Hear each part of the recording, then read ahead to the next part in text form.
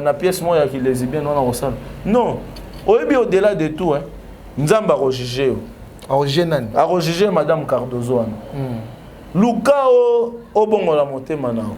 Cardozo mille esprits. Mille esprits. P osa très mal éduqué. Wow. Laisse-moi vous dire ça. C'est une preuve de mauvaise éducation. Pozo Luka non seulement au bébé sanaba na bato. Très mal éduqué s'il vous plaît. Une nation de mal éduqués. Voilà. Si je tabou exact. La police remplie de mal éduqués. Vraiment. Vous avez un accident et salem na Willery. Moutoua quoi ils nous volé fini mais parce que Luka porte-monnaie na Luka porte-monnaie na. Vous avez ça dit à Zolo ba que moutoua koufana nous. Après to Luka na nous porte-monnaie to sauvé. Alors ce qu'au Congo ko bongande ndengenine. Ndi angomo imo konzamboka. Tant que vous opposition, comment qu'on changer, comment qu'on changer. Tant que Matisse ko mboka zangomba. Tant que vous na sebwe, comment qu'on changer. Tant que Matisse na ngomba tali ngobwe. Ah bien, mboka c'est kufa. C'est-à-dire que amonié moko ke kaka ba bazo tango baza mitute. Ndeni ni mboka ko avancer. Mboka kufa. Pourquoi? Parce que mboka za rempli na ba mal éduqué. Les pas d'éducation, non éducation, ils ont affirmé que vous avez pédé. Tu es très mal éduqué. Vraiment. Dès que tu es mal éduqué. Très mal éduqué. Parce qu'ils ont aussi encore le temps pour nous regarder.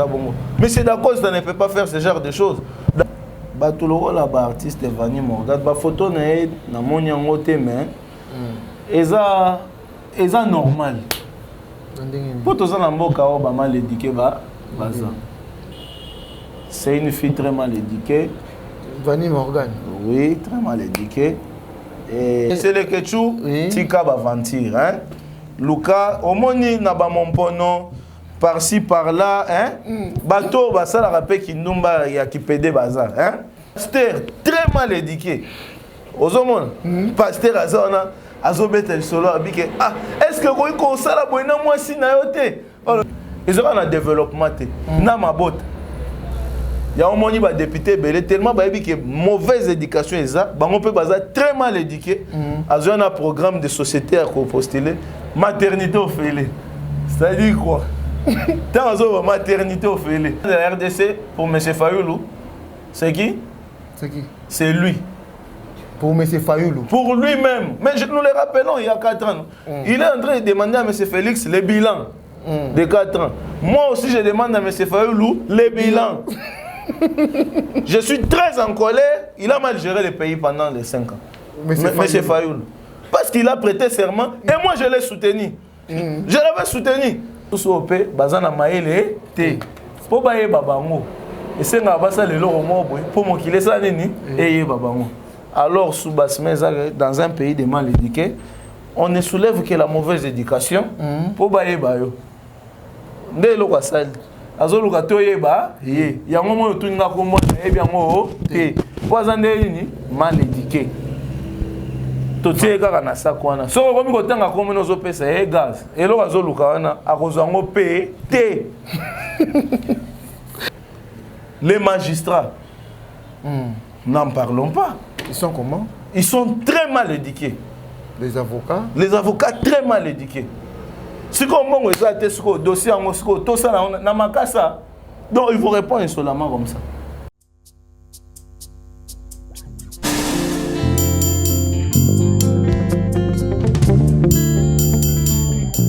Nous avançons toujours et toujours. Nous vous saluons encore à nouveau sur notre chaîne. Venez à moi Mag, chaîne de la Rabino ba plaisir. Oh il a que ça Rabino mamba kitoko.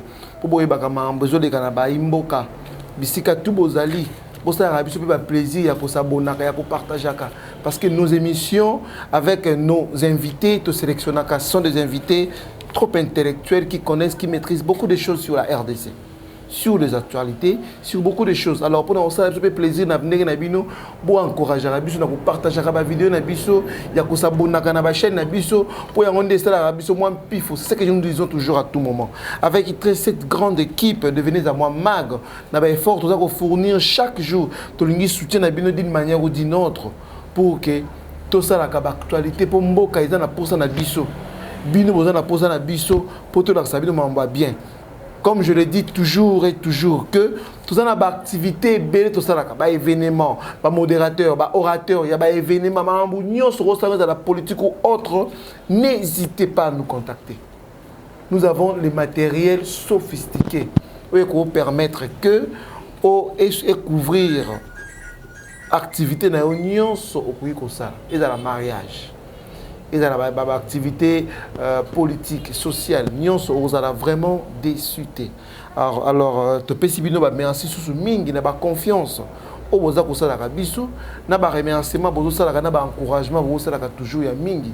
Ya ngonde sala to continuera toujours sala na biso. Aujourd'hui, toza na kati ya o to bengi actualité na venez à moi mag. Nous allons essayer de parler de beaucoup de choses. Mais avant na banda, na pesi na ba remerciement mingi et pas ya papa Luc Lucas, na maman Élisée Fidi. Sans oublier notre caméraman toujours présent, Joël Nsoki, autrement appelé Baptiste, l'homme fort. Sans plus tarder, nos remerciements aussi à notre coordonnateur, pasteur Freddy Nsoki, pour le beau travail matinal qu'il fournit chaque jour pour plateau pour Moussaïd, elle aura toujours Kitoko. Dans le boss, on a répété Christivi Songo, notre réalisateur, a toujours présent. Alors, merci à vous et je salue tout le monde, partout où vous êtes. Maman, papa, jeune fille, vous êtes partout, vous allez qu'on a la chaîne, qu'on a le téléphone, continuez. Vous allez voir des choses, peut-être que vous n'êtes pas informé de ça. Je lance l'annonce sur le projet, dont la décision que le chef d'état-major a lancé. Concernant, nous allons débattre ça aussi avec notre invité. Aussi, nous allons parler de la dépravation de mœurs, des enjeux qui freinent le développement de la RDC. Ce sont des sujets et on aura aussi d'autres sujets d'actualité dont nous allons développer sur le plateau. Alors, je ne suis pas seul sur le plateau, je suis avec Messier Gaius Nsangwa. Son nom est tellement long, je vais essayer de citer son nom pour que nous présenter directement. Voilà le nom de notre invité. C'est Nsangwa Mutamba Nkole Kayembe Kankole Chimanda Gaius. C'est ça son nom. Bonjour monsieur Gaius. Oui, bonjour monsieur le journaliste. Vous allez bien? Oui, oui, Dieu fait grâce au rythme du pays. Voilà. Aujourd'hui, vous êtes invité comme analyste politique, social, économique. Nous allons essayer de débattre avec vous sur le sujet qui nous dérange. Voilà. Je me présente encore que je suis Tonton Obed. Beaucoup de gens me posent des questions. Quel est votre nom? Quel est votre nom? Je donne mon nom, c'est Tonton Obed. Monsieur Gaius Nsangwa.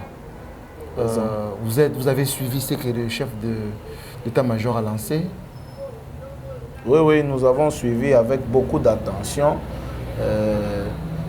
la dite nouvelle qu'a annoncé le chef M, monsieur le général Christian Chiwewe, que nous saluons aussi en passant.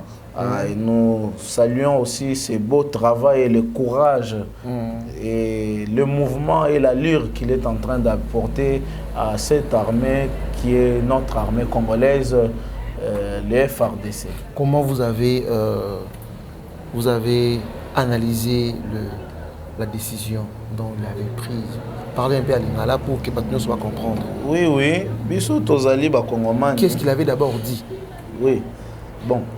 Soki toko bandela mwa muke makambo yo mokonzi ya mapinga na biso, donc mwana mboka général Christian Chiwewe asangisaki mapinga na mikolo uti koleka. Soyez-moi rapide, monsieur. Apesi bango moi ba compte rendu ya makambo oyo ezali kotala mapinga. D'abord, parmi ba point na ko bandana moko atalisi eteke asali constat na kati ya ekolo na biso Congo, ba citoyen ebele bakoma kotambola na ba militaire. Ozomona apesi exemple moi libanais moko na magasin na libanda okuti ba soldat libanda armée congolaise ezo sécuriser libanais, alors que musala ya armée congolaise eza ko sécuriser territoire congolais. Oui. Ce soit en interne, tout comme à l'externe. Donc, c'est-à-dire la sécurité, il y a ma belle pour tout le monde.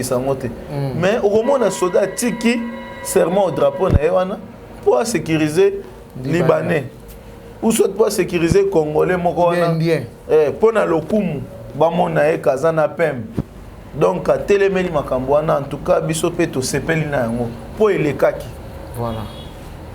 Donc à partir d'aujourd'hui on ne verra plus un soldat, voilà, eh bien on ne verra plus un militaire en train de protéger un individu, un civil. Oui, oui.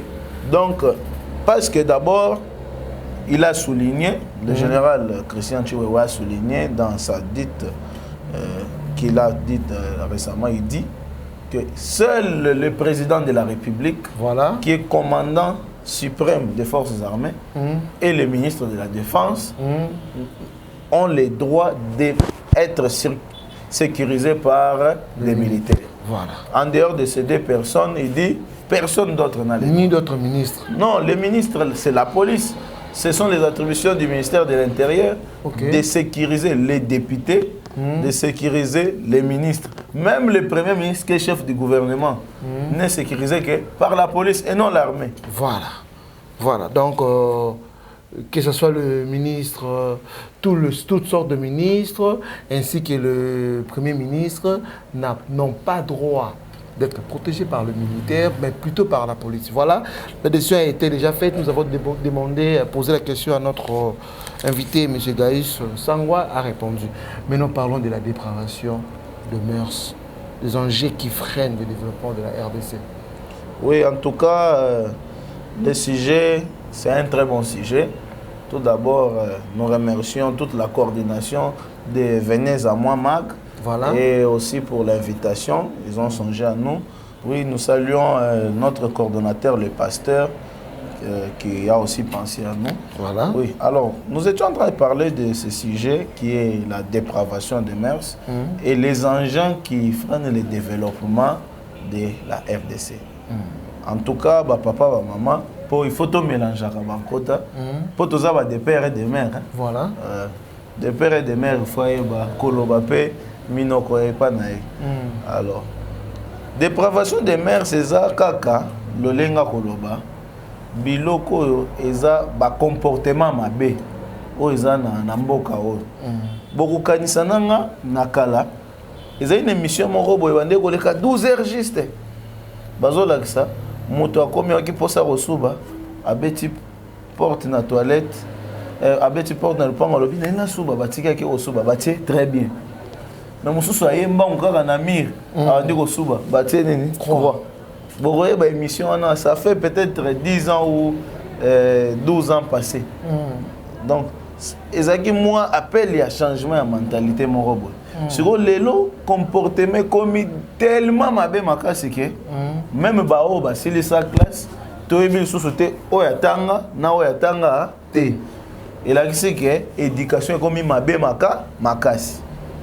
Il y a une dépravation des mœurs. C'est-à-dire les bonnes habitudes dans beaucoup de sous te. Papa mukolo est responsable. Amemi banana na mutuka. Ba comme na boulevard a s'engager moto bimeli liboso papa bimisi boy. Kizengi. Un père de famille. Éducation ya zope ça ba ban. O patalia maman na yo aleki. Voilà. Mais ça dû à nini? Cause nango eza nini concrète? En tout cas, où tu lui place nini? Ce qui te relevé penza ba cause o ezo sala ke Congo lelo mentalité za la mabe makasi eza éducation ya bato. Alors tu resala moi étude psychanalystique, il y a psychologie moko ya profondeur boromo. Tous en 2023. Oui. Alors en 2023 génération ils ont 25 ans. Madame Tozo Bikalelo, ils ont conséquence il y a 25 ans passé. Parce que le présent, c'est la conséquence du passé. Voilà. Dans le présent est innocent. Makambo zo les siko ils ont des makambo et ça nini et les cas. Surtout celle 2023, moins 25 ans. Européen c'est biso en 98. Voilà. Pour les lots na monaki monsieur le gouverneur de la ville, na général Silvano Kasongo et le ministre de l'Intérieur, il y a 12 000 koulouna. 12 000 koulouna dans le stade de Marty. Ça y est, koulouna wana to moni wana, et ça a conséquence il y a 25 ans pas passé. Lelo, pour les cas, n'a pas matete, n'a boutou, ozo, nzela wana te. Keno kitsanga na are wana, on dit mi obeta makolo baluka. Conséquence, il y a 25 ans. Sur 25 ans passés, Zaki en 1998. Sur 98 p. Moi, nous avons 98, il n'y a pas un tort, T. Pour y pas botama en 98, Zaki non innocent. Ouais, 98, on a 25 ans. Il n'y a pas Zaki non innocent. Avant qu'on m'en a commis. Si vous n'y a pas école, ma bé, wapi. Ma bé a école. Na 98, ils ont mouto père qui a 25 ans. Il y a un mouto à la qui s'est mabé. Wow. Vous comprenez? Mouto a 25 ans, na 98, il y a un boti. Moi, nous avons 25 ans de l'eau. Alors, 25 ans, il y a 98. Quand nous faisons 1998, moins 25 ans. Encore, ça nous donne combien? 73. Ça nous donne 1973. Oui. C'est-à-dire que Moutou a 25 ans en 98, à Botamara en 1973. Wow. Si vous avez une mauvaise éducation. Wow. Vous avez une mauvaise éducation. Pour yenda éduquer moi na lelo mabé. C'est-à-dire il n'est pas bien éduqué. Parce que c'est la majorité des gens qui sont c'est-à-dire bango tout bazaki éduqué bongo, yango ba éduqué pe bano lelo bongo, vous comprenez? Donc, bana 73, bana 73 bien éduqué. Bazaka bien éduqué. Bango zaki batumabé. Bango de bazaki très mal éduqué, sur les premier degré à mauvaise éducation.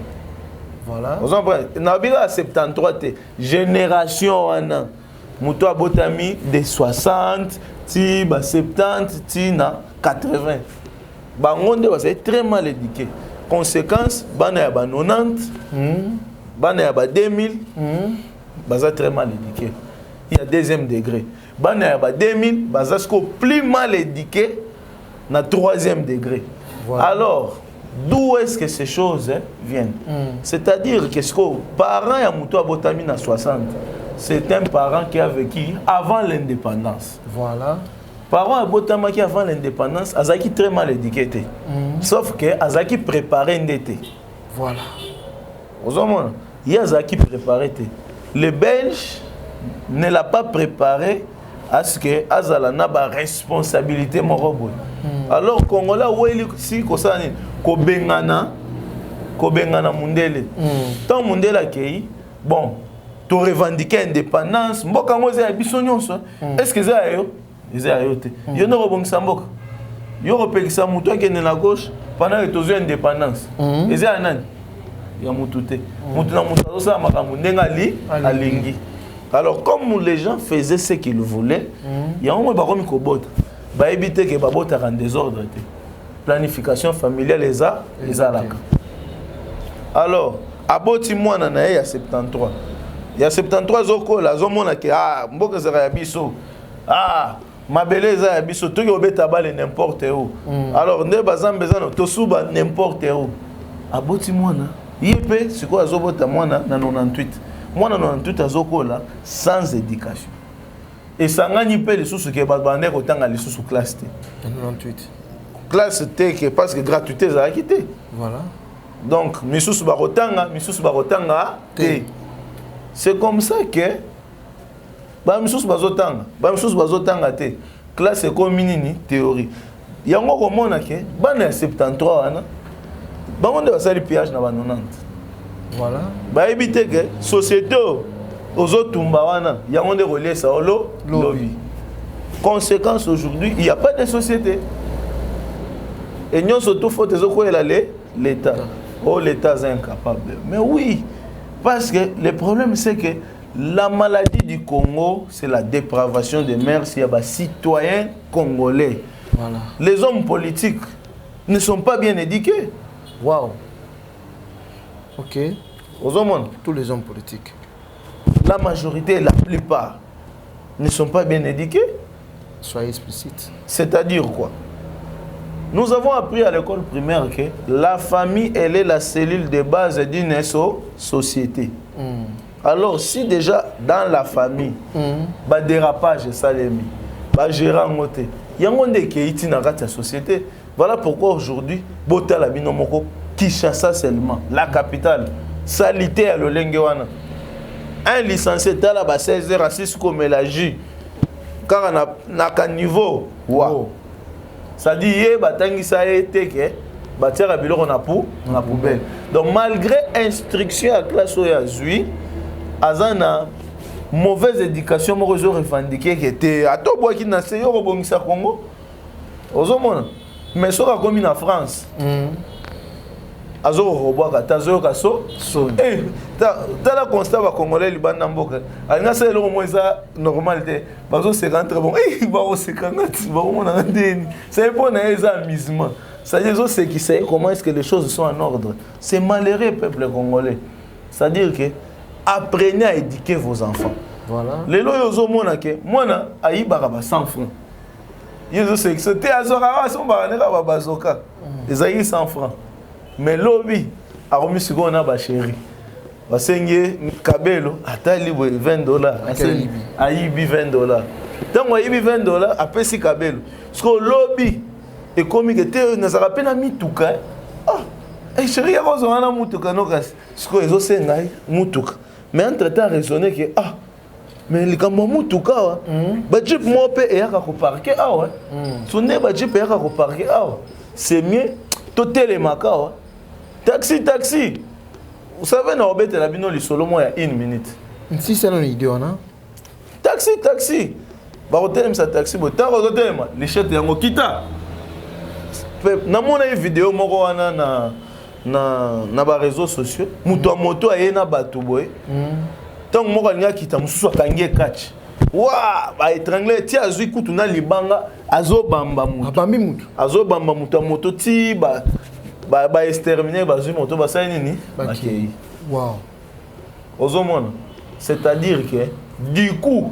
moto akoye kosala ngote c'est-à-dire eza degré ya éducation ebandaki malembe nde lelo sikoyo ba très mal éduqué wana bazokoma ba gouverneur ba très mal éduqué baza ba ministre ba très mal éduqué baza ba député alors au sommet de l'état tous en bas mal éduqué qu'est-ce qu'ils feront ba quoi encourager qui mal éduqué pour ba électeur na bango pe baza ba mal éduqué aux hommes oui alors c'est une chaîne de mal éduqué alors ce qu'au Congo ko bongande ndengenini ndi ango moyi mokonza mboka tango azali na opposition azoba Congo ko changer tango matisi ko po mboka eza ngomba tango za na sebwe Congo ko changer tango mati na ngomba tali yango boy abie mboka esi kufa c'est-à-dire que amoni moko ke kaka bazo tango baza mitute ndeni ni mboka ko avancer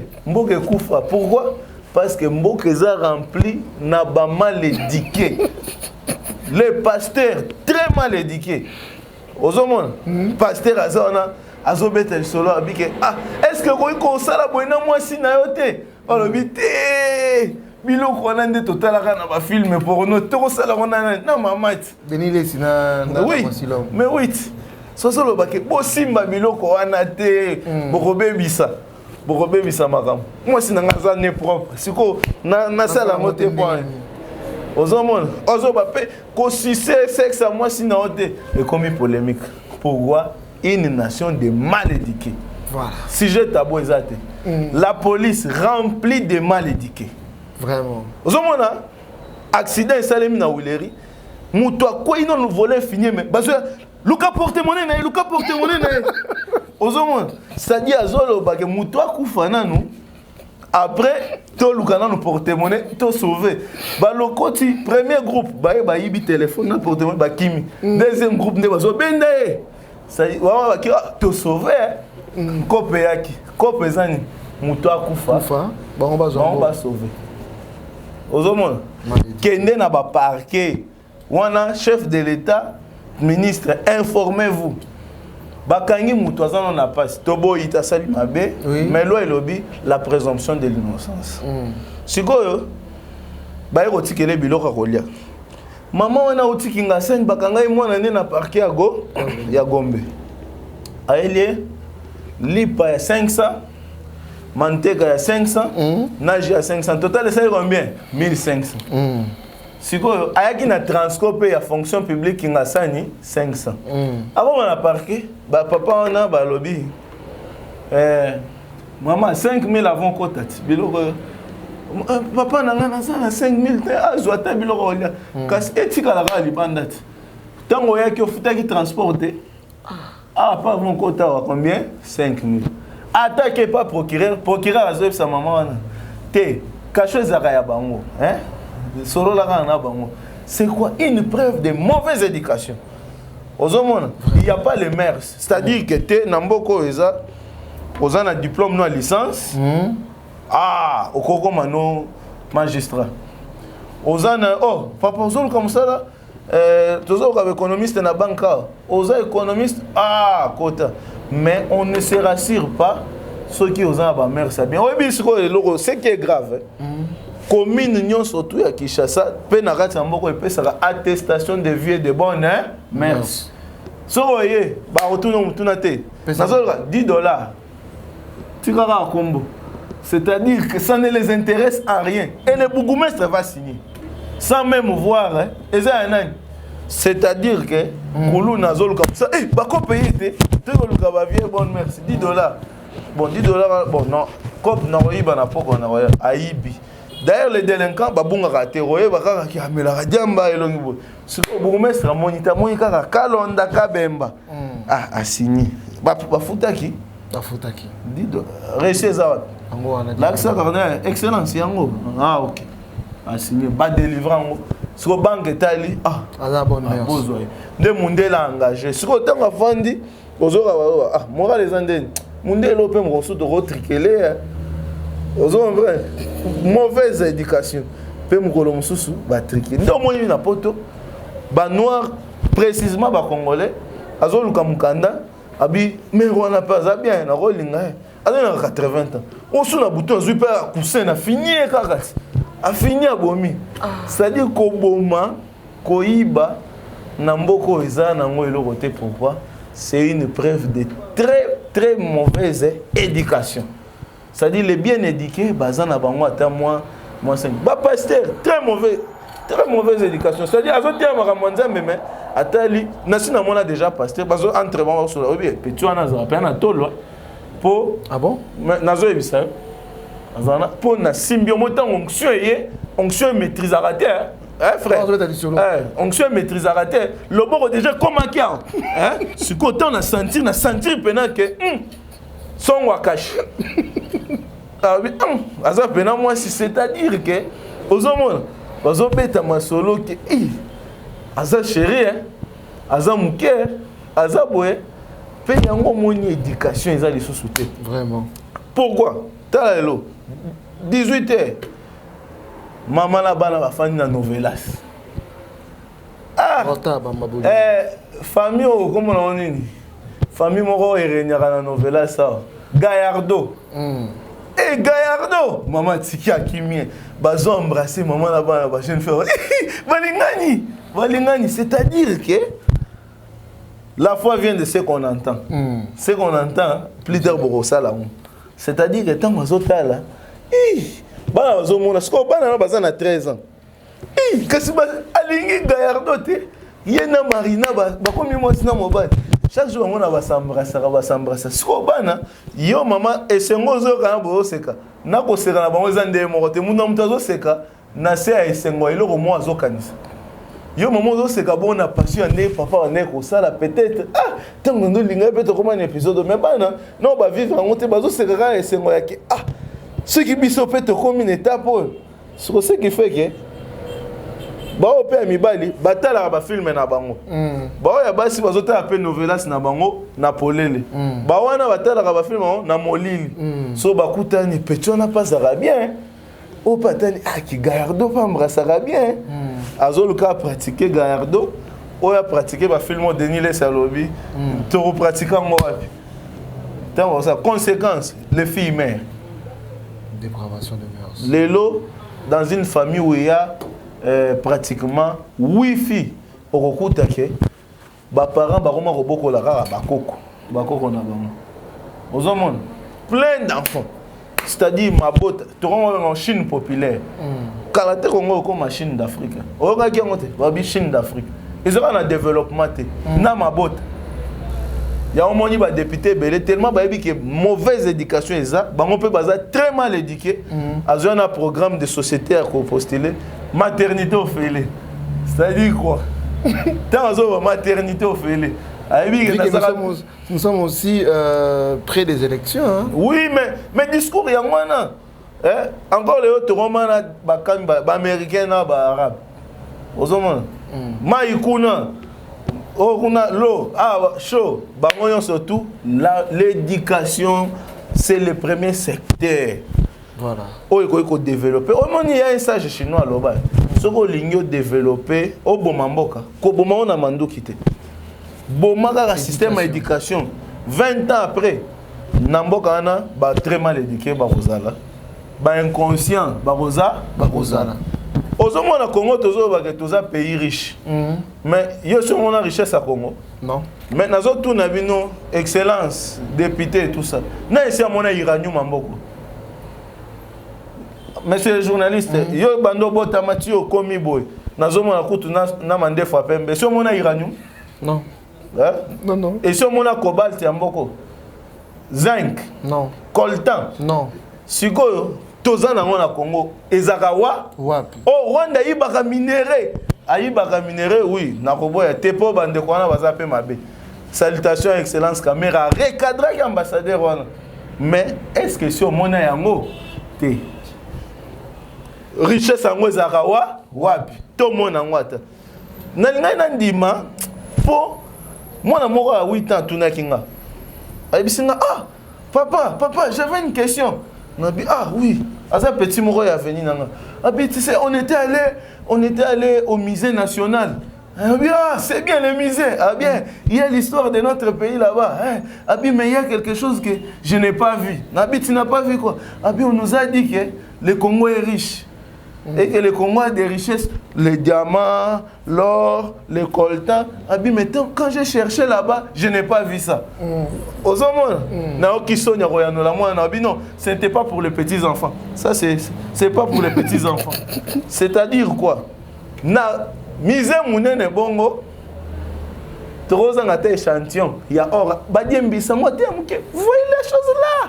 C'est aussi l'or du pays. On a refusé de mettre Bakobanga Miyibi Nabutu. Boroyoka journal, RTNC, Télé 50, tout baé, Nabutu Alelo, ba dévalisa qui musée national, ba yibi ba or, ba coltan, tout ça. Voilà. Pourquoi? Na l'état banga. Pour nani, Bampolo Sunae, Bazaba Miyibi. Vraiment. Lélo, il y a un problème sérieux. La plupart des policiers, on a bafouta marana l'état. La plupart d'entre eux, ils ont mis balak takateni. Ozomona na butu patrouille basodé belé. Dis monsieur tellement loin, tellement au télémi. Monsieur présentez-vous. Ce qu'on m'a dit présentez-vous. On l'a dit passer par habiter carte d'électeur papa. Carte d'électeur. Oh. Identité za carte. Bon, on a l'acception que yondo tanga. Biso de tanga te complications. Tiens non singa. Ozomona. Pourquoi tout ça s'est fait? La plupart so ka lati ka teni ata yo pe na butu so ba lati so ka teni non ko alembi yo lati boko tiso na mulongo ni ezo prouver que oza soda to oza soda te tellement ka oza mukolo c'est oza soda ozomona la dépravation des bonnes mœurs. Voilà. Ozomona côté wana il fallait vraiment ozomona na mona ina victoire na yebi que na Congo selon mibeko roulage à la gilet nae ceinture casque ça na numéro zo laksa pour n'attendre en général kanyama to yeba que roulage ça na numéro na yo soit celle mabe boyebi numéro na mais les lozo mona policier ba souci to ezara permis à victoire na bango pe ba bimi na nzela bakoma roulage bakoma moto era boy moko na IEC azo bimaka boy ba tout yé à quoi il a cette chance pour la policier chance à ça chance na tout ana mais azu c'est-à-dire il faut pas battre à mabongo c'est une nation de très mal éduquée. Voilà. Il y a un moni que mutu tout ça comme mokonza mboko atali kaka boy alors bagara il y a un moy Kabila na suka le 23 janvier un jour avant alobi je n'ai pas pu changer le peuple congolais. Ça a 18 ans à Meki, alobi je n'ai pas pu changer. Pour ni à quitter, c'est-à-dire regret. C'est-à-dire que abi je n'ai pas pu wana ce qui est quitter Félix Paye atali alobi bandeko batozaka mitumbo kesi kufa. C'est-à-dire dans zo bambo kesi kufa koya na liro tozo continuer koya koloba akolela oyebi Mobutu alobi comprenez mon émotion. Pourquoi ça va comprendre? C'est qui Mobutu oye baleli mais nous alobi c'est quel pays ça? Quel pays? Il y a Laurent Sokoko et là Bokechu. Oh peuple ning. Aux hommes, na se pas le mot Bokechu mais kola zoloba. Alobi. Tango simba kiki sino tozala kité. Mboko etondi ka ba témoignage. On a kenda ki kuna grand maître etali biso na nini. Donc bo simba ka ba kisi po bozonga kaka. Ozomona. Na ba théâtre congolais lelo. Allez, avant d'abord d'aller là-bas, on va d'abord toucher la musique. Oui. Touchons d'abord la musique. La musique ne fait pas partie de la dépravation de mœurs. Non, mais ceux qui appellent les locaux aussi, les sabbats, tous les lots. Kangaye.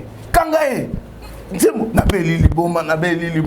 C'est tout ça qu'on prend l'été. Ça y est, Moutou, ça y est, cité Moutou, Naki liboma. On s'en prend. Nabeli liboma.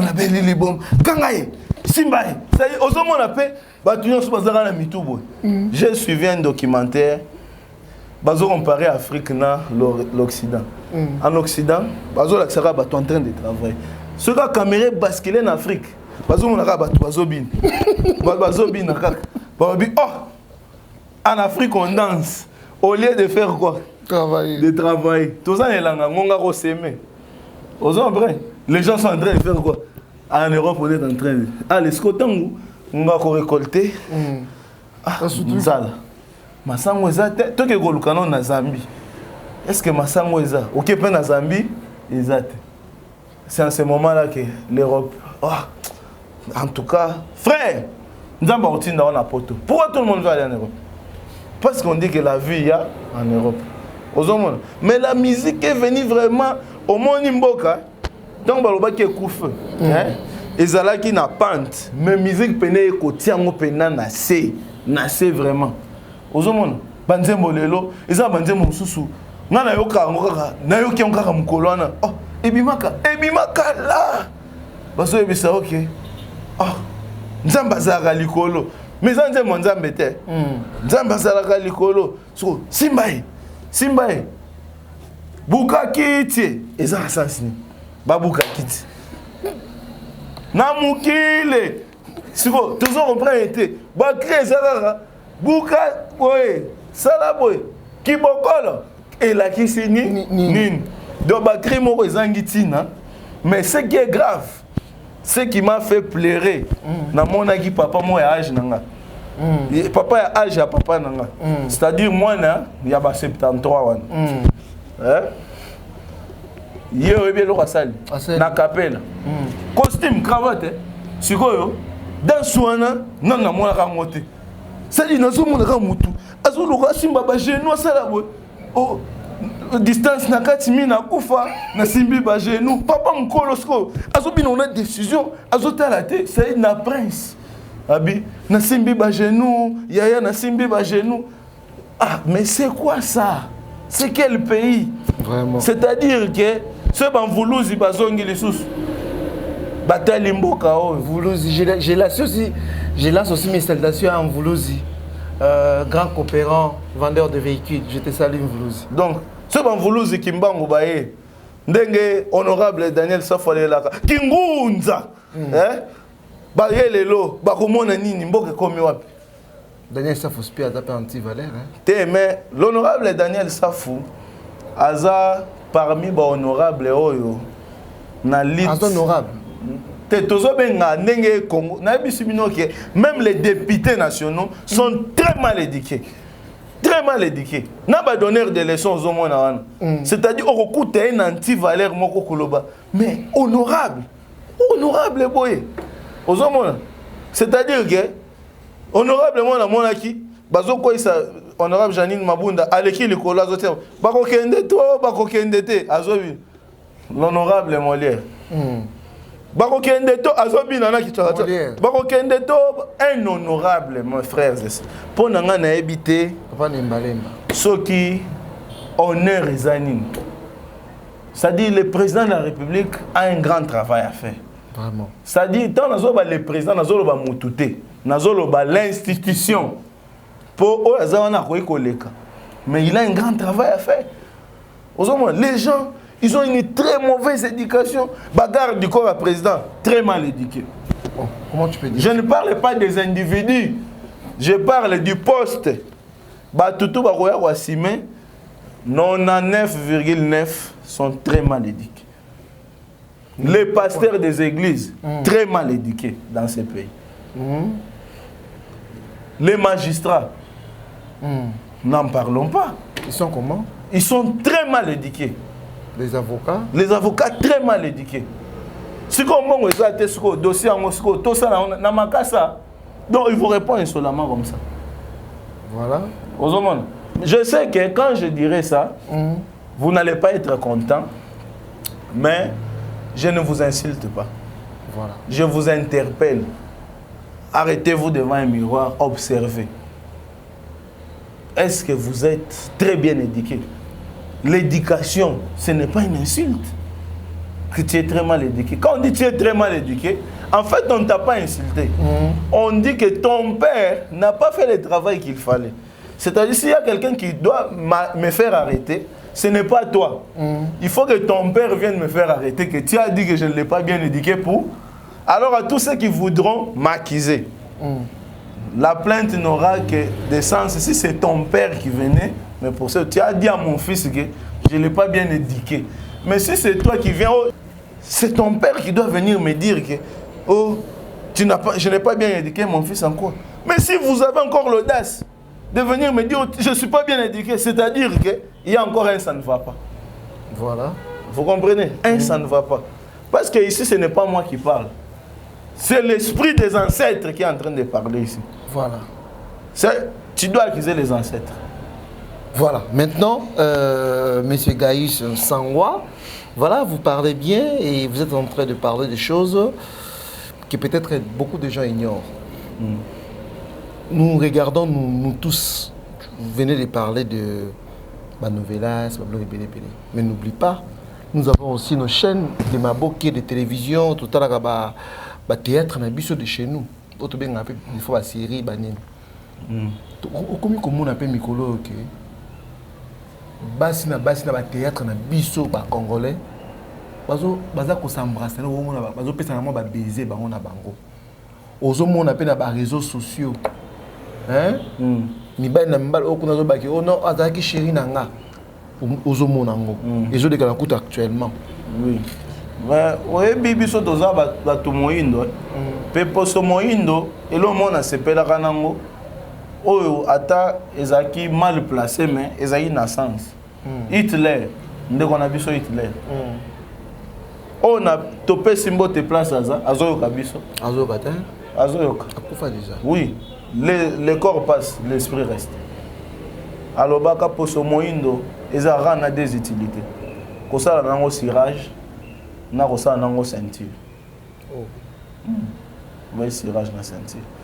Pe biso mo ba indo tolobi soko moni ndoki sala nini belelai ndeko na biso artiste Cardozo mille esprit ndenge moko amibenga to okomona azo sala ba pièce azo embrasser moi si peu le rôle là to benga ngonde éducation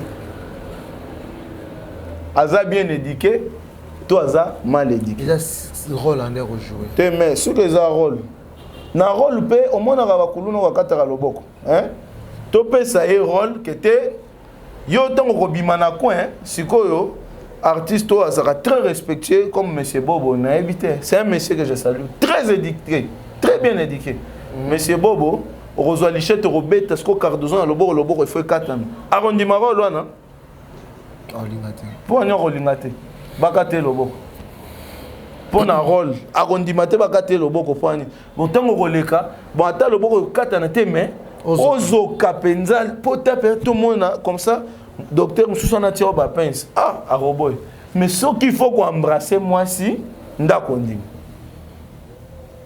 ce qu'il faut bakata e gilette boye akoboy pour que ça les passe ah na tira na pota siko aussi il faut qu'on embrasser ko bimandenga ça na pièce moya qui les bien on a non au-delà de tout hein nzamba rojiger a madame Cardozo Luka au bongo la motema na Cardozo mille esprits pe osa très mal éduqué. Wow. Laisse-moi vous dire ça. C'est une preuve de mauvaise éducation. Pozo Luka non seulement au bébé sanaba na bato. Très mal éduqué s'il vous plaît. Cardozo a mal éduqué. Oui, très mal éduqué. Parce que ça éducation te. Comme ça la bongo éducation. Vraiment. Et ça éducation te. Oso bébé ça va via bato. Parce que c'est quelle éducation ça? Très bien. Même juridiquement parlant, la loi congolaise, et c'est basé ça moi si.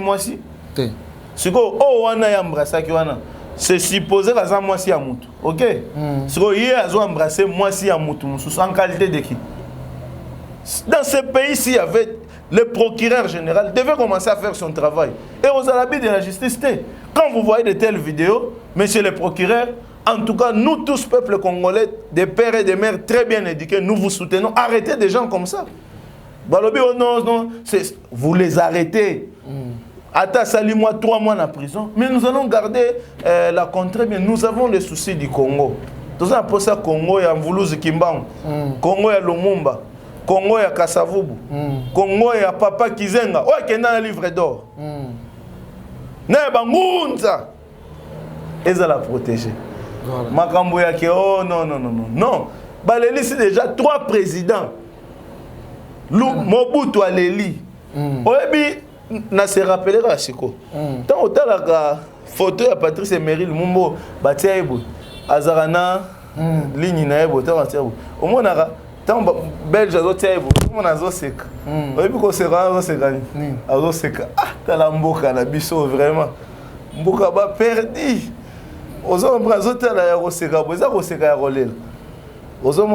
C'est-à-dire que bato bazo kufa pona mboka mais mboka zo continuer kaka kozonga sima likolo ya bato aboy la dépravation des mœurs na la police cop bakangio déjà moto bazo ebisa okete bon mais moi ici Kuwait ils sont pas déjà bon siko olingini ozana combien de 50 000 ah, c'est 50 000 bon. Dis, tiens, on a un kuna. T'es chef, $600. Aux hommes, on a Congo qui a avancé. Tant on a un mois mouqué, métier des rêves dans les aéros à roulage. Oui. On arrive quand un jour dans un roulage dans Mboko. T'es n'a raisonné. Par roulage. Non, il y a une étiquette à roulage. J'ai des parents roulage dans la famille, mais j'ai honte d'eux. Est-ce que roulage va repérer sa dîme une église? Roulage, à repérer sa dîme une église. Naïbi roulage, moi, lobby. Abet arraché de 6 ambons. Tant que vous avez de 6 ambons, naba ningazoba. Bien, vous avez un ambon à loyer. Naï n'a un ambon à loyer. Nga tabolé 100 000 €. Ce qu'on a continué là, na table. Na insisté 2 fois boy. Na sauté on a kangi. Ce qu'on a kangi boy. Et si. On a roulage à Zoro. Yé moi Arabi qui roulage ça à gagner. Vraiment. C'est mais essayez un peu de parler aussi de aux hommes ba chroniqueur, mon côté mon qui les Ketchou. Oui. Bazolo ba maman on a d'Acosta on dirait azo ça d'Acosta loba vérité. Les Cambodgiens les Ketchou azo publier ba vidéo, ba photo bazala qui trop na d'Acosta. C'est lui qui se connaît, c'est lui qui se sent piqué, connaît l'affaire. Mais c'est d'Acosta, c'est un monsieur très respecté. Il défend toujours les valeurs. Monsieur Leketchou, Awa, tente de démontrer éducation ou non-éducation. Il a affirmé que vous avez pédé. Tu es très mal éduqué. Vraiment. Leketchou est mal éduqué. Très mal éduqué. Parce qu'Azo aussi encore le temps pour Narolwaraza Bongo. Mais c'est d'accord, ça ne peut pas faire ce genre de choses. D'abord, je ne le connais pas personnellement. Tu le défends? Oui, je le défends. Pourquoi? Parce qu'il défend les valeurs. Oezana Molili, c'est ce qui est derrière l'ombre. Oeza visible, c'est ce qu'on soutient. On a condamné Madame Cardozo ici. Nous avons soutenu Monsieur Dacosta. Vous l'avez déjà vu jouer le rôle de PD? Non. Mais les Kéchou, quand vous les regardez, comme ça, qu'est-ce que vous voyez? Moi, je ne sais pas. Hein? Moi, je ne sais pas. Quand vous les regardez, vous voyez ce qu'il est. Non, moi, je ne sais pas. Oui, vous voyez ce qu'il est. Et c'est un pays... C'est le Kéchou, Tika Bavantir. Hein? Luka, Omoni Nabamompono, par-ci, par-là, hein? Bateau, Basala Rapé Kindumba, Yakipede Bazar. Hein? Mais c'est Dacosta, d'ailleurs, s'il devait le faire, il ne pouvait pas se rabaisser. Il ne peut pas le faire. Donc, arrêtez-nous ça. Voilà. Dites autre chose. Ok. Monsieur Gaius Nsangwa, continuez à nous suivre. Je pense que vous avez une émission des autres qui est toujours Kitoko. Ce n'est pas seulement pour la Koseki Sabino, c'est pour que vous changez. Nos émissions, nous les disions toujours. Vous voyez comment dans nos magazines, c'est comme dans venez à moi, Mag. Notre chaîne encore, venez à moi tous. Comme dit la Bible, venez à moi tous. Vous tous qui êtes fatigués, chargez, moi je vous donnerai du repos. C'est comme ça que la Bible nous dit. Nous ne sommes pas ici pour les immoraux. Nous ne sommes pas ici pour valoriser les immorales, les immoraux. Mais nous sommes ici pour le bien-être de tous, pour la bonne éducation. C'est la raison pour laquelle moi, personnellement, votre journaliste Tonton Obed, je soutiens les actions du chef de l'État pour que notre pays, Kendeli Bosso, on ne devient jamais l'adversaire du chef. On devient collaborateur du chef. C'est la raison pour laquelle nous aimons toujours et toujours travailler et soutenir notre beau pays, notre président de la République. La raison pour laquelle nous sommes en train de dénoncer le mal. Pour que le mal est à côté, Et cela va nous permettre, afin que nous puissions aller de l'avant. Notre pays, c'est un pays qui a des grandes personnalités. Il y a des grandes personnalités, telles que M. Gaïs. Je pense que quand il parle, quand il s'exprime, ce sont des choses qu'il dit, ça fait très mal au cœur, mais c'est sa façon de parler. Il parle de l'éducation, parce que l'éducation, c'est la base de tout. Il a expliqué, il a parlé des choses dont nos mamans, dont nos parents, normal. Il a dit, il est trop clair que notre éducation d'aujourd'hui, cause, il y a 1973, 61 nos papas, nos grands-pères, avant l'indépendance, cause à Mambote. Mais cause de mambo, maman na biso, papa na bota na 73, na moi c'est na ngoli susu, bazalaka ba mal éduqué. Il est trop clair. Ils n'ont pas pu changer. Ils ne veulent pas les changements. Quand le chef de l'État est venu, M. Félix Tshisekedi, d'ailleurs, la matinée en combat RDC, il voit déjà bazala ba mitouté. Il fournit des efforts, mais il y a toujours des combats. Contre lui, c'est lui qui fournit des efforts pour que le pays change. Vous voyez? D'ailleurs, au Monaco, le président Mobutu Alobaka, le président n'a pas de bâton magique. Il n'a pas de bâton magique. C'est-à-dire que Félix a sali l'autre côté. Il fallait ça là. Ils appellent Moutouna. Félix a sali l'autre côté. Il fallait ça là. Nini. Bon, ça a été le 24 janvier, quand on a prêté serment. Yo yebagi fallait ça là. Oh yo lo barake a sali l'autre côté. Parce que l'autre côté, il faut oyebake. Quand on a prêté serment, à ça là, boy. Boy, quand on a une ça là, nini. Boy, il y a l'autre côté. C'est comme vous avez dit au sale. Oh, il y a sali, moi sali. Yo, il y a ça là, nini. Ça au départ, boy, quand on a qui est l'autre côté. Félix nous sommes ma président. Au sale là, boy. C'est comme boy, quand on a l'autre côté. Il y a Kouti Mora place à Kouti, à sali boy. C'est comme l'objet à sali l'autre côté. C'est une preuve de mauvaise éducation. Wow. Oui. Parce que il faut l'éducation, c'est reconnaître au Moutassa à Sali. Ceux qui osent reconnaître au Moutassa à l'ité, c'est qu'on a éduqué. Vraiment. Peu importe, bah millions en ont. D'ailleurs, Moi, je suis apolitique. Hein. Je suis apolitique. Mais ce est Melinga. Aujourd'hui, il y a un duo de M. Katumbi. Voilà. M. Matata Tampogno. Et l'honorable Delis Sesanga, que je respecte, que je salue. M. Katumbi, que je salue respectueusement. M. Matata aussi, je salue. Et je pourrais dire mon collègue, Martin Fayoul. Ton collègue? C'est mon collègue. Ah bon? Pourquoi? Oui, oui. C'est mon collègue dans beaucoup de choses. À titre privé, il connaît. Alors, voilà. Mais quand même, c'est ce que j'allais dire. Nous devons soutenir l'intérêt de la nation. Et non nos propres intérêts. Quand M. Katumbi commence à combattre M. Félix, j'ai une première question à M. Katumbi. Qui est M. Sama Lukonde? Voilà. Est-il de l'UDPS? Non. Il est de l'ensemble. La Constitution dit que le Premier ministre gère le vécu quotidien de toute la population. Voilà. Ce qui est pendant 300,500, ce n'est pas M. Félix. Voilà. C'est M. Sama. Et M. Sama, c'est l'enfant de M. Katumbi. Donc M. Katumbi, taisez-vous. Voilà. Si vous voulez changer le pays, appelez M. Sama chez vous à la maison, expliquez-lui, c'est votre enfant. Taisez-vous. Deuxième monsieur à corriger. Or, si M. Katumbi n'arrive pas à corriger M. Sam chez lui à la maison et qu'il passe faire des marches, c'est qu'il a raté de bien éduquer son fils. Mais or, M. Sam a fait des choses qui sont justes.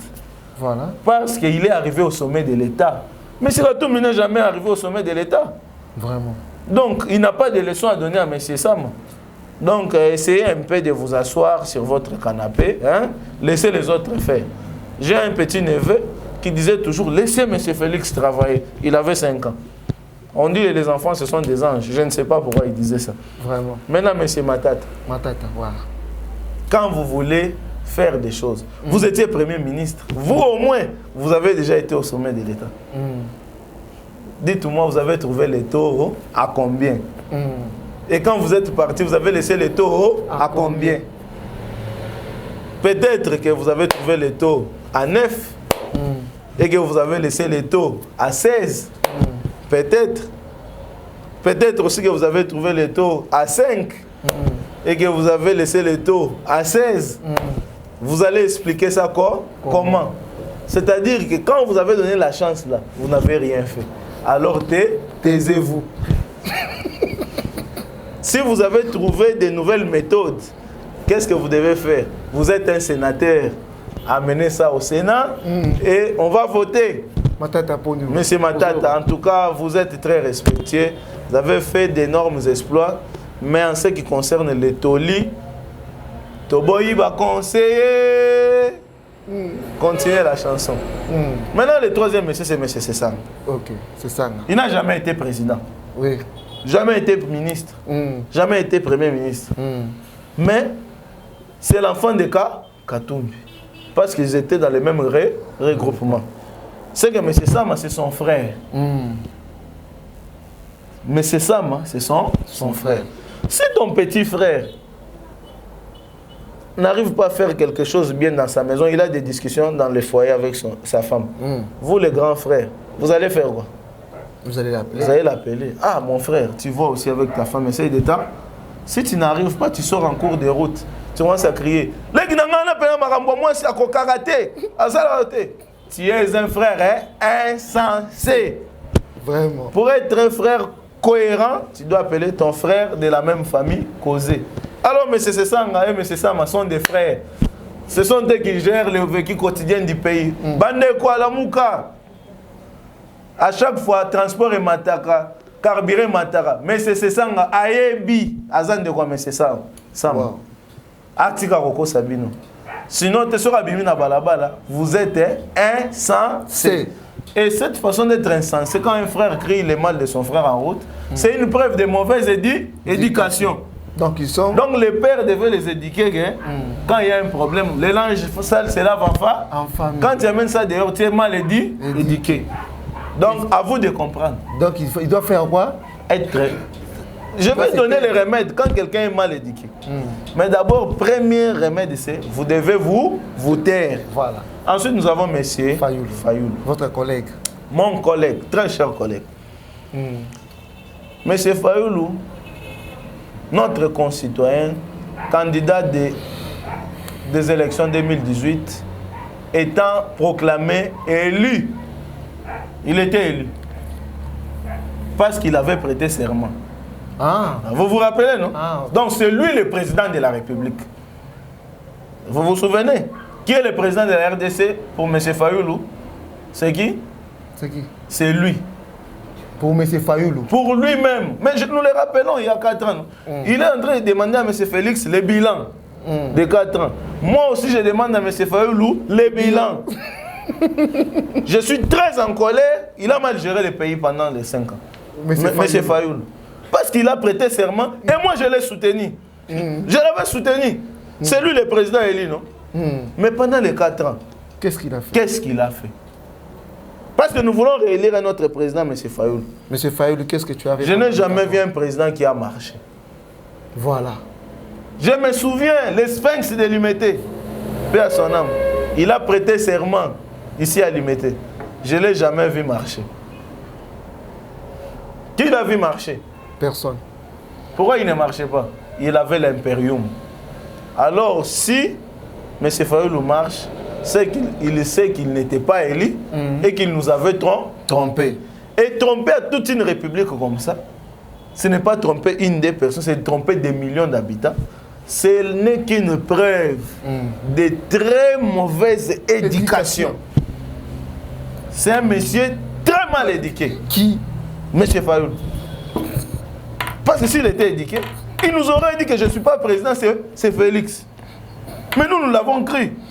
Ensuite, maintenant il nous dit ici que non, Bandeko, Mokozo, ça l'a géré bien, Batbazo, Koufatozo, marché. Yo, président, au marché. Hein? On a mal éduqué.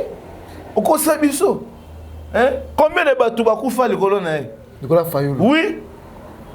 Combien? Bapinene Toboka, Bafuta. Vous vous souvenez, non? Oui, oui. Non, il y a Futaka. Un président élu, c'est que Andimara Bokonzi, un président fait. Félix. Je salue M. Matungolu. Atimelaka, Viaza Koulbanti. T'es président de Ewana. M. Mouzitou, on a fait la même chose. Vous comprenez? Ah ouais. C'est-à-dire que ce sont les aventures. Donc il doit faire quoi? D'ailleurs, si vous calculez leurs années, vous allez voir, ils sont dans cette plage d'années là. 60, 70. Il n'y a personne qui est dans 50 parmi. Parmi tous ces opposants. Matata, Sesanga, Katumbi et Fayoulou. Ils sont nés dans la plage des 60 jusqu'à... Donc ils sont...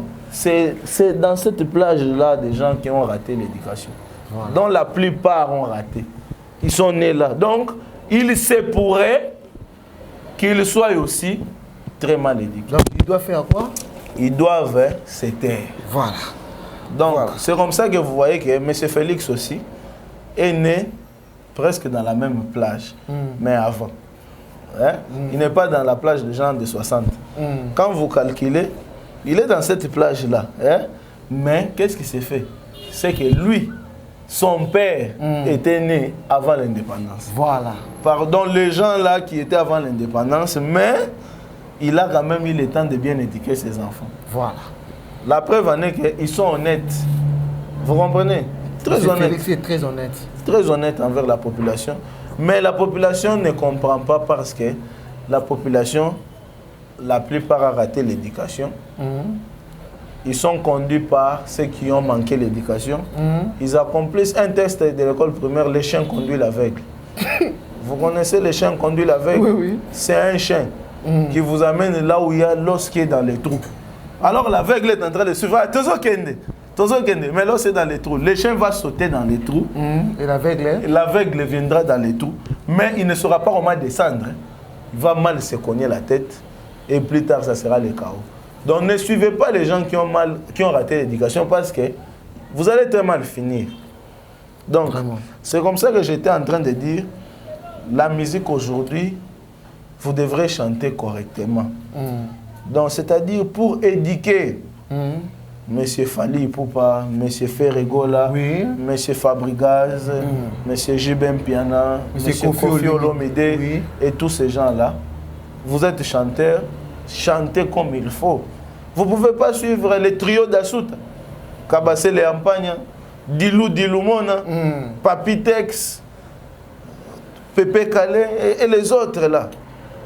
Le Seigneur Rochero. Vous voyez à l'exemple, c'est de l'éducation. Tout le monde pouvait danser, tout le monde pouvait chanter. Mais aujourd'hui, qu'est-ce que vous chantez? Don, ding, dong, dong. C'est quoi? Donc on ne comprend plus rien. Oui, on ne comprend plus rien. Et Yamado, ça n'a rien à voir. Yamado, c'est qui? Il fait quoi? Qu'est-ce qu'il fait? Je ne comprends pas. Voilà, arrêtons par là parce que nous allons développer prochainement. Notre caméraman est en train de nous signaler, nous sommes en train de chuter. Mais j'aimerais que tous à moi 2 minutes, 1 minute seulement. Au moins qu'il y a une photo de Morgan Vani. Oui, mais ce sont des photos que nous n'avons pas regardées parce que sinon nous allons participer. Vani Morgan, au moins qu'il y a une photo de au moins qu'il y a sa dignité. Bon, tout le rôle de l'artiste Vani Morgan, la photo n'est pas mais c'est normal. Pour tout ça, mal éduqué, c'est une fille très mal éduquée. Vani Morgan. Oui, très mal éduquée. Et quand on dit mal éduqué, c'est-à-dire, ça ne veut dire que tu es sans famille. Wow. C'est-à-dire, Obimana Nanzete. Obimana Nanzete, c'est-à-dire qu'un enfant qui n'a pas d'éducation, sans prescription, il y a pas d'autre. Un enfant qui est bien éduqué, qu'est-ce qu'il fait? Il fait des choses correctes. Voilà. Photo, c'est-à-dire le Congo, au moins, il y a un TikTok, il faut imiter trop. Au moins, il y a un surtout, basala nini, basombaka na mbongo, ezaka cherté. Au moins, pour ça, il y a $10,000. Oko tata pe nyongo, osala nini? Okosomba. Mais loko bazwaka ofele, ezaka cher. Voilà. Au moins, et loko basombaka, ezaka cherté. Ata immeuble le plus long, Burj Khalifa, okosomba, osoko défi mbongo. Au continue on lobi na ziongo ben na zong sana 5 ans mais loko baka na zui téléphone na seni na kabelio et au coûter cher. Et pourquoi? Pour yo tant okosomba ozana muto akosala même geste anate okoluka monde surtout okozwa monte ça y okokero na magasin ça nini osombi mais kosomba ke muto akabela yo okosomba ngote eza eloko mo ekosalema te okozwa eloko yango mais ya ndenge ya kokabate. C'est-à-dire qu'il y a une éducation, mais azoluka akendeye mokote. Azoluka même bato ebele baza la paix ba mal éduqué le rôle. Mais malheureusement, tout les milieux. Aux hommes, tout les milieux. Vani Morgan. Nazoko kate mais Vani. Aux hommes, pour naebit kombo anate. Aux hommes, on a bien éduqué. Voilà. On a répété ma ramba mal éduqué. Aux hommes, l'enfant de Satan. Parce que au monde, au monde, l'école Saranga, on n'atteint pas Bassango chez les Salésiens de Don Bosco. L'école Saranga, au monde, c'est une souffrance. Nanda quoi na souffrance. Sera une classe. Au moment là-bas, nanda souffrance na classe, yenda on dosa makelele. On s'en va bilo mo pour se faire remarquer. Pour une souffrance moi za na kati muté mané a passer biso za na bakitité na ndako. Ndeye wana na classe na baba nzo sauter. Pour na osa nini ko se faire remarquer. En fait, ils ont moyen ya ko combler ba souffrance za na kati muté.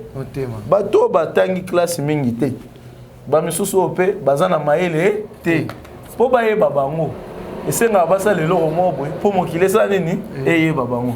Alors sous dans un pays de mal éduqué, on ne soulève que la mauvaise éducation pour bailler bayo. Ndé lo kwasali.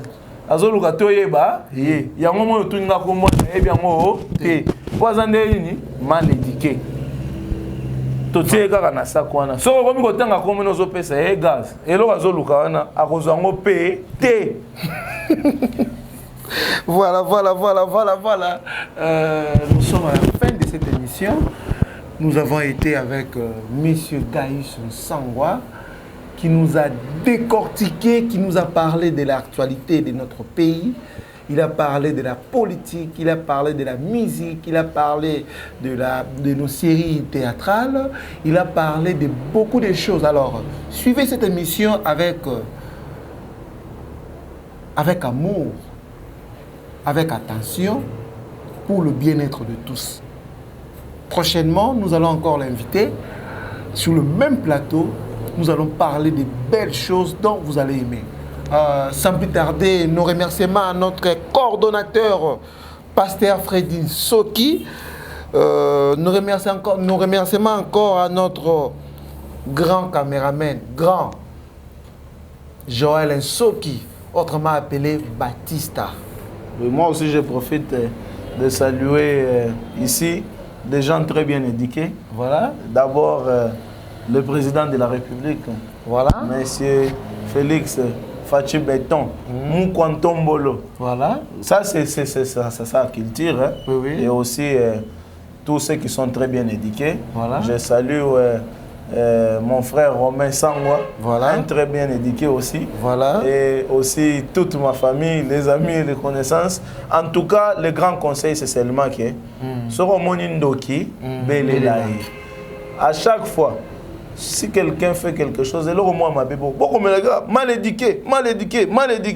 À Kotika. Nalobi maniqué, nalobi mal éduqué. Et beaucoup mal éduqué. Mal. Ah. Nazo va bien, mal éduqué. Ceux qui combattent kokani na mou, c'est que combat les andérés moko. Aux hommes mal éduqués, maniqués, bon évité. Voilà. C'est vraiment, il y a ici à boire et à manger vraiment.